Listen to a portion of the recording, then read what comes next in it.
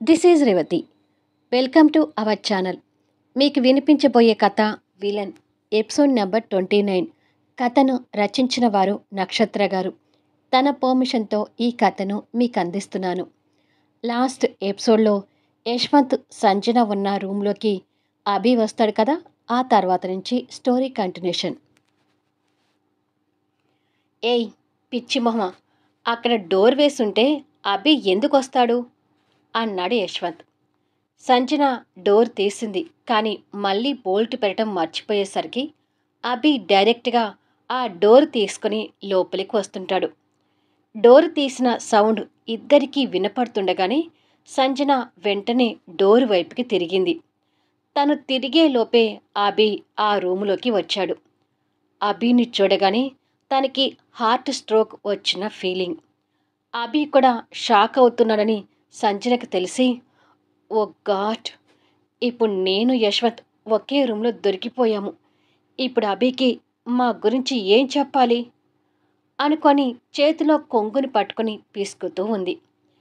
కానీ అభి నార్మల్గా చూస్తూ, ఏంటి సంజన, ఏదో టెన్షన్ పడుతున్నావు అని అడిగాడు. అభి అంత కూల్గా అడగటం చూసి సంజన అనుమానంతో వెనక్కి తిరిగింది. మనవాడు అక్కడ లేడు. అభి వచ్చేలోపే అక్కడి నుంచి మాయమైపోయాడు.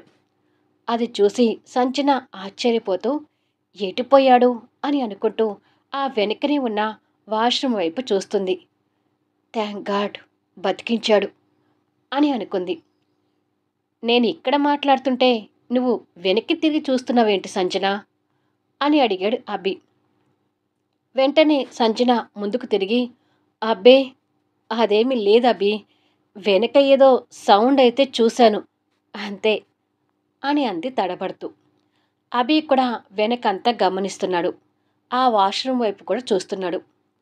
మనవాడు నక్కిలా వాష్రూంలో దాక్కొని, ఈ వెధవకి భయపడి నేను ఇలా దాక్కునే పరిస్థితి వస్తుందని అస్సలు ఎక్స్పెక్ట్ చేయలేదు అని తిట్టుకుంటున్నాడు. అక్కడ ఎవరూ లేరు కానీ నువ్వేంటి కాన్ఫరెన్స్ హాల్లోకి వెళ్లకుండా ఈ రూమ్లో ఉన్నావు అని అడిగాడు అభి. అది అభి, వెళ్దామని వెళ్తుంటే మధ్యలో ఏదో ఫోన్ వస్తుంటే బయట డిస్టర్బెన్స్గా ఉందని రూమ్లోకి వచ్చి మాట్లాడాను అని తడబడుతూ చెప్పింది. సరే, ఫోన్ మాట్లాడడం అయిపోతే త్వరగా కాన్ఫరెన్స్ హాల్కి రా, ప్రాజెక్ట్ ప్రజెంటేషన్ ఇచ్చే టైం అవుతుంది అన్నాడు అభి. ఉంటే ఈ టెంపరోడు నన్ను ఇలాగే టెన్షన్ పడతాడు అని అనుకొని, పద అభి, నీతో పాటే వస్తాను అని చెప్పి అక్కడి నుండి అభితో బయలుదేరింది. వాళ్ళు వెళ్ళిపోగానే యశ్వంత్ బయటకొచ్చి, కాసేపు తనతో టైం స్పెండ్ చేద్దాం అనుకున్నా, మధ్యలో ఈ అభి పానకొల పుల్లలాగా వచ్చాడు. ఈ దొంగమొహంది కూడా నన్ను వదిలేసి ఎలా వెళ్ళిందో చూడు అని తిట్టుకుంటూ యశ్వంత్ కూడా కాన్ఫరెన్స్ హాల్కి బయలుదేరాడు. అభి తనతో కలిసి కాన్ఫరెన్స్ హాల్లోకి వెళ్ళగానే, హాయ్ అభి అంటూ వేరే వాళ్ళు వచ్చి అభితో మాట్లాడుతుంటారు. నువ్వు వెళ్ళి కూర్చొని ల్యాప్టాప్ ఓపెన్ చేసి ప్రజెంటేషన్ ఓపెన్ చేసి సంజన, నేను ఈలోపు వస్తాను అన్నాడు అభి. అలాగే అభి అని చెప్పి సంజన వెళ్ళి అక్కడ ఉన్న పొడవాటి టేబుల్ దగ్గర లైన్గా చైర్లు వేసి ఉంటే ఆ లైన్లో ఒక చైర్లో కూర్చుంటుంది. అలా అందరూ ఒక్కొక్కరిగా వచ్చి కూర్చుంటూ ఉన్నారు. యశ్వంత్ కూడా లోపలికి వచ్చి తను ఎక్కడ కూర్చుందో చూశాడు. ఈలోపు అభి వాళ్ళతో మాట్లాడి వచ్చి సంజన పక్కన కూర్చోబోతుండగా క్షణంలో యశ్వంత్ వచ్చి అభి కూర్చోవలసిన స్థానంలో సంజు పక్కన కూర్చున్నాడు. అది చూసి సంజన విస్తుపోతుంటే అభి మాత్రం షాకులోకి వెళ్ళిపోయాడు. వాళ్ళ ఆశ్చర్యాన్ని, వాళ్ళ షాక్ని ముందే ఎక్స్పెక్ట్ చేసిన యశ్వంత్ అది పట్టించుకున్నట్టుగా కూల్గా ల్యాప్టాప్ టేబుల్ మీద పెట్టుకొని ఫోన్ తీసి ఏదో నిర్లక్ష్యంగా చూస్తూ ఉన్నాడు. సంజన పక్కన యశ్వంత్ కూర్చోవడం అనేది అసలు అభి భరించలేకపోతున్నాడు. సంజనకి ఒక పక్క యశ్వంత్ కూర్చుంటే ఇంకొక పక్క మరొక లేడీ కూర్చొని ఉంది. అంతమందిలో వాళ్ళని లేపటం సభ్యత కాదని అభికి తెలుసు కాబట్టి సంజన పక్కన యశ్వంత్ని చూసి భరించలేకపోతున్నా కష్టంగా పిడికిలి బిగించుకుంటూ వాళ్ళకి ఎదురుగా ఉన్న చైర్లో ఖాళీగా ఉంటే అక్కడికి వెళ్ళి కూర్చున్నాడు. ఇంతకంటే నువ్వేం చేస్తావులే అని యశ్వంత్ మనసులో అనుకున్నాడు.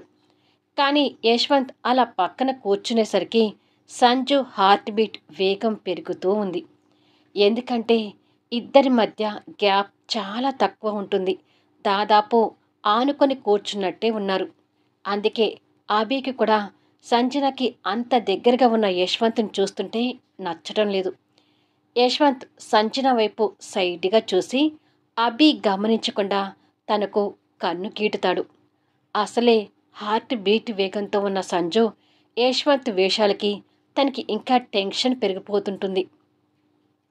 అది ఇంటర్నేషనల్ కంపెనీకి సంబంధించిన ప్రాజెక్ట్ కాబట్టి చాలామంది ఆ ప్రజెంటేషన్ ఇవ్వడానికి పోటీ పడుతూ వచ్చారు.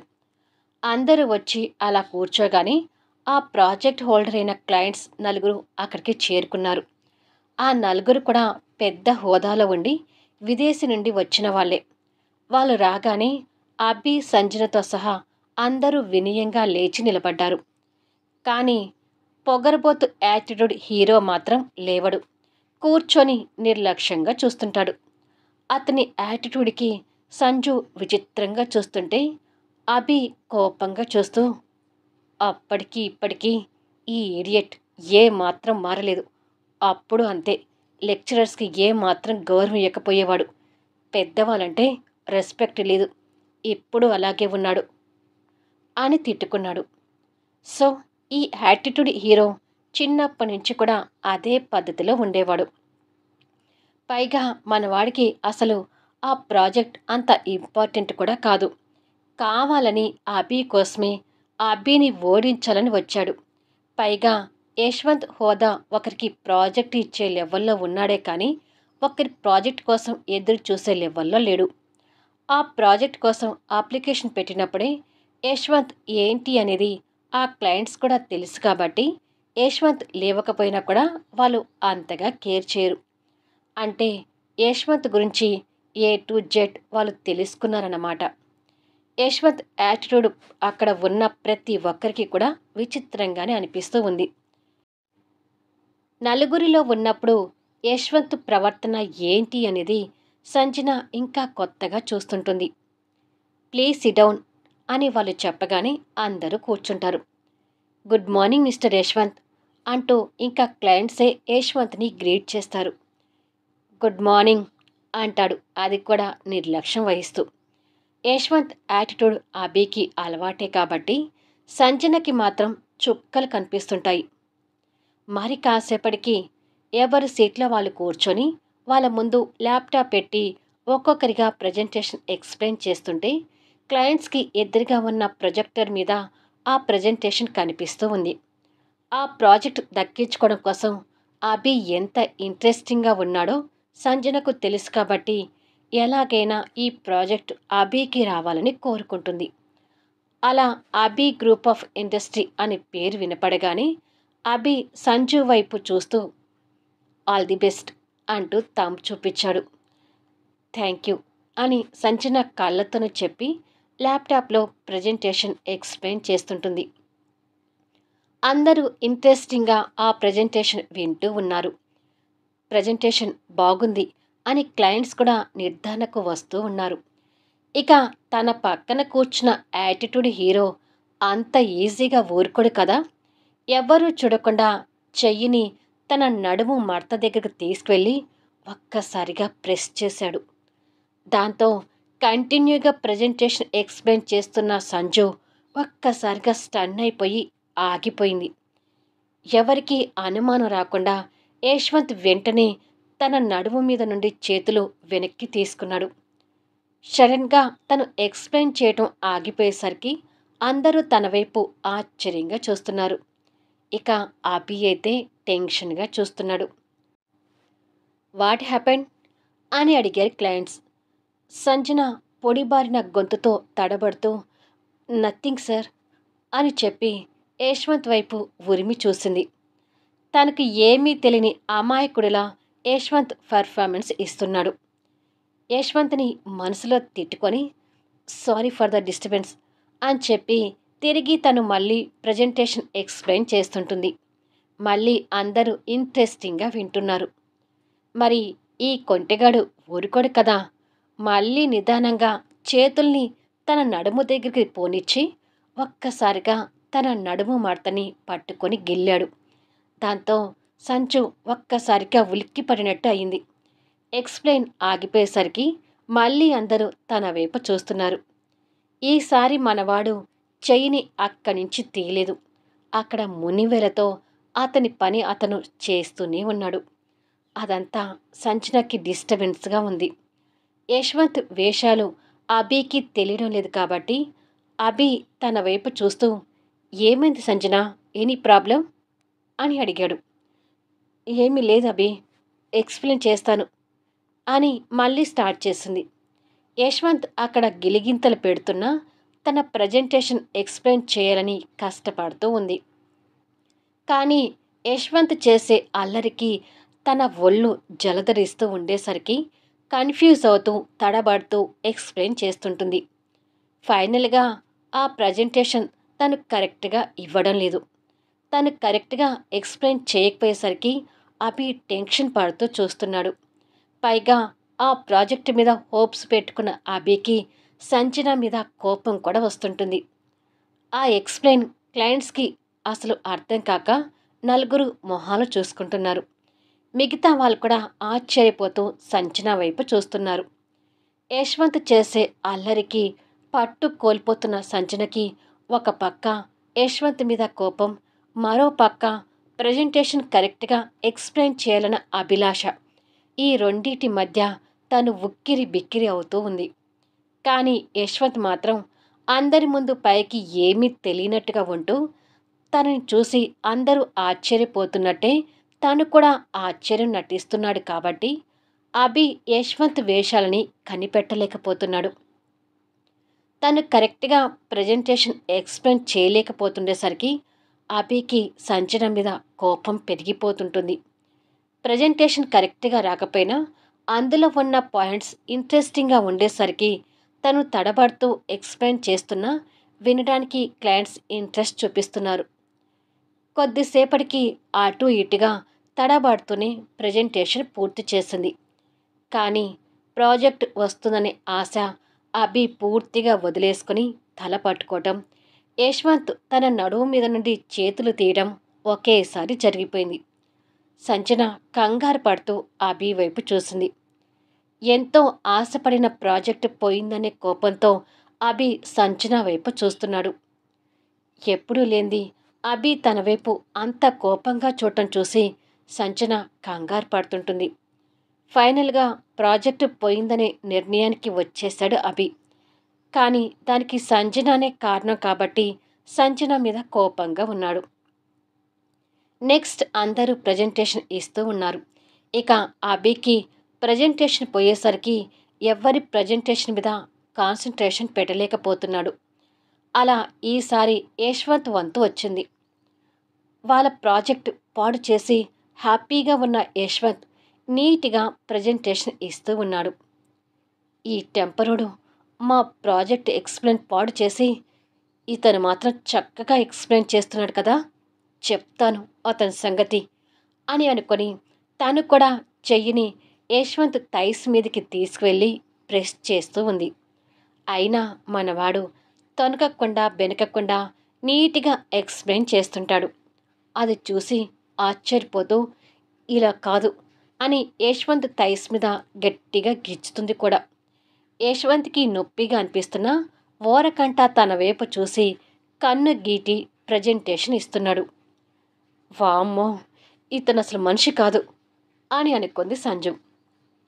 అలా సంజన ఎంతగా డిస్టర్బ్ చేయాలని చూసినా యశ్వంత్ మాత్రం నీట్‌గా ప్రజెంటేషన్ ఇవ్వడం పూర్తి చేస్తాడు. కొద్దిసేపటికి రిజల్ట్స్ అనౌన్స్ చేయబోతూ అందరి లిస్ట్ పెట్టారు.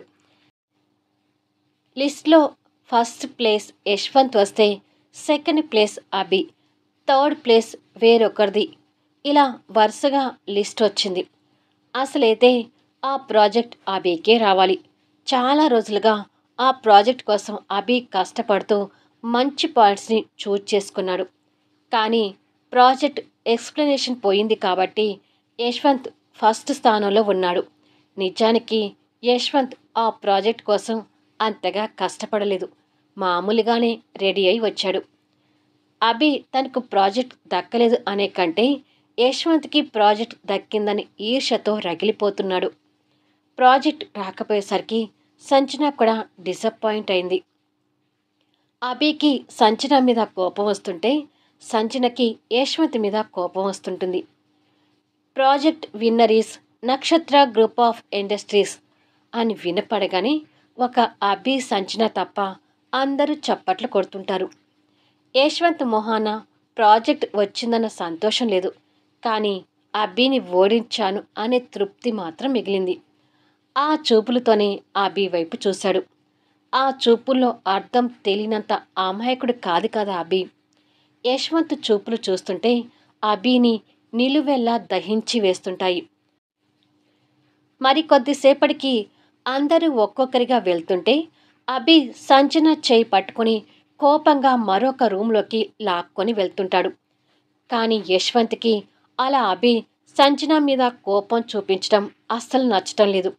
అభి సంజనాని ఏమైనా అంటాడేమో అనే కంగారులో వాళ్ళ వెనక యశ్వంత్ వెళ్తున్నాడు. అభి సంజనాని ఒక రూమ్లోకి లాక్కొచ్చి, ఏమైంది సంజన, నీకు ఏమైనా పిచ్చి పట్టిందా? ఈ ప్రాజెక్ట్ మీద ఎన్ని హోప్స్ పెట్టుకున్నానో తెలుసు కదా నీకు. అంతా నీ కారణంగా సర్వనాశనం అయిపోయింది అంటూ సంజనాన్ని తిడుతున్నాడు. రూమ్ బయట ఉన్న యశ్వంత్కి అభి సంజనాన్ని తిట్టడం వినిపిస్తూ ఉంది. కానీ వాళ్ళ మధ్యకి వెళ్ళి జోక్యం చేసుకుంటే అది ఎలాంటి పరిణామాలకి దారితీస్తుందోనని అభి మీద కోపంతో పిడికిలి బిగిస్తుంటాడు. అభి తిడుతుంటే సంచన కన్నీళ్లు పెట్టుకుంటూ, సారీ అభి అని అంది. ఒక్క సారీ చెప్పగానే నా బాధ తగ్గుతుందని అనుకుంటున్నావా సంచన? ఇప్పుడు యశ్వంత్ నన్ను ఎలా చూశాడో తెలుసా? ఒక చేతకాని విధవ కింద నన్ను జమా వేశాడు. ఆ చూపులు నేను లైఫ్లో మర్చిపోగలుగుతానా? ఛ, అసలు సడన్గా ఏమైంది నీకు? ఎందుకు అలా తడబడ్డావు అని అడిగాడు. పరిస్థితి ఇది అని సంజన చెప్పలేదు కాబట్టి మౌనంగా కన్నీళ్లు పెట్టుకుంటూ ఉండిపోయింది. అడిగేది నిన్నే సంజన, ఎందుకలా డిస్టర్బ్ అయ్యావు? ఎందుకు నన్ను నాశనం చేయాలని చూశావు అంటూ ఆవేశంలో ఉన్న అభి విచక్షణ కోల్పోయి సంజనాని ఇష్టం వచ్చినట్టుగా తిడుతుంటాడు. ఇక సంజన అభితో అలా మాటలు పట్టడం భరించలేని యశ్వంత్ ఇక తట్టుకోలేక ఆవేశంగా లోపలికి వచ్చాడు. మళ్ళీ నెక్స్ట్ వీడియోలో కలుద్దాం.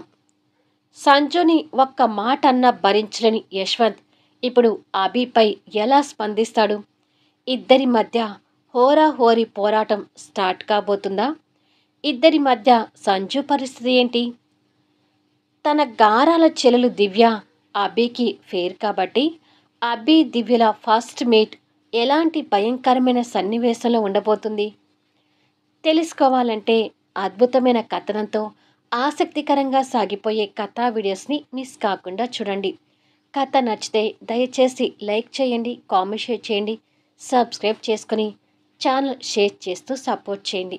Thanks for listening.